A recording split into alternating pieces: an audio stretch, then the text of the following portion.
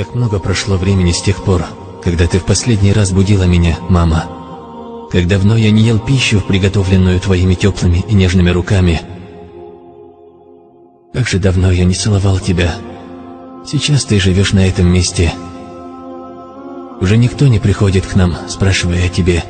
Как обычно, я пришел навестить тебя, рассказать тебе о своих переживаниях, ошибках прошлого, печалях и сожалениях. Но ты молчишь мне в ответ.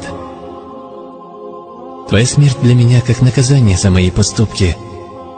Лишь после твоей смерти я осознал, как же ты была добра ко мне. Но как же я был несправедлив к тебе. И эта душевная рана не дает мне покоя, мама.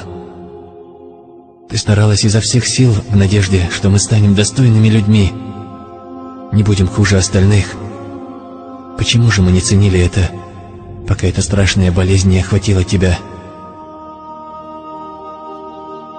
Я не забуду, как я хлопал дверью за собой, когда был лишь немного недоволен. Лучше бы я умер, чем хотя бы один раз огорчил тебя своим поведением. Ведь что бы я ни делал, твое милосердное сердце простило бы мне все. Лучше бы я умер 10 раз, чем один раз огорчил бы твое милосердное сердце, 1000 раз простившее меня.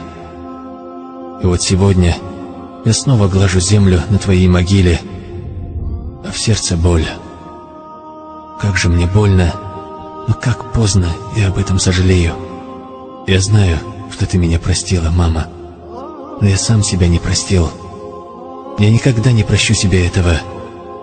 Ты ушла, укусив сложную жизнь.